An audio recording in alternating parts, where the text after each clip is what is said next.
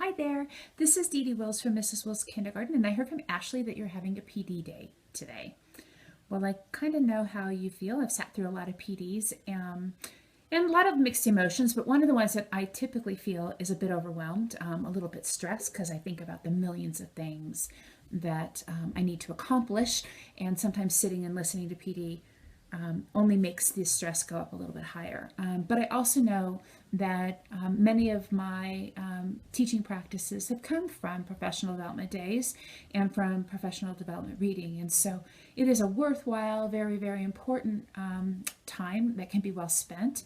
I'm going to give you a couple of tips of what I do during PD days and what I do in my classroom to help with intervention. So one of my tips is typically when I'm in a PD day, I'm taking notes like crazy, and then I have all these great ideas and my mind starts to swirl, and then I shut my book and I put it away, and then I go about my business. And then the next time I have a PD day, I open up my book and I'm like, oh my gosh, all these great ideas I never got to. So one of the things that I started to do was I would make my list, and before I would leave that time, before that professional development time was over, I would go through and prioritize like 5 things that I really wanted to get started right away in my classroom. And once I had those 5 lists, I decided which one I'm going to do immediately, and then prioritize them from there. So I'll have first idea, second, third, fourth, fifth.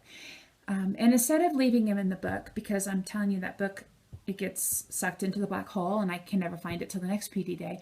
Instead of putting them and leaving them in the book, I take out my phone and I make like an appointment with myself. So one week I'll add another idea, and the next week another idea, and I'll get a reminder on my phone, and that helps to spark me. Oh yeah, I really wanted to start that. So that would be a tip for me to give to you.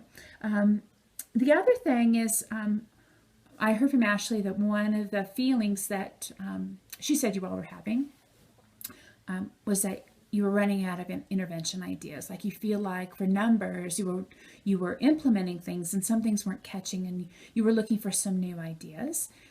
Certainly blogs are one place that you can get them. But another thing might be to just use the same intervention, but perhaps in a different way. What I mean is if you're having them do some type of calculation and then record. Oftentimes we can do that on a recording sheet, but there's other ways to kind of raise that level of engagement. So you're doing the same activity, but you want to make a little twist, so it makes it seem like it's something new. And that helps our brain to say, hey, wait a minute, pay attention. So the students will say, hey, wait a minute, this is brand new, even though it's the same activity. One of the things you can do is instead of having them write on a recording sheet, you can take out the Expo marker, have them write directly on the desk, or put shaving cream down and have them record. Oftentimes I think about shaving cream for letters, but we also can use that for numbers or for drawing concepts or showing understanding of a concept.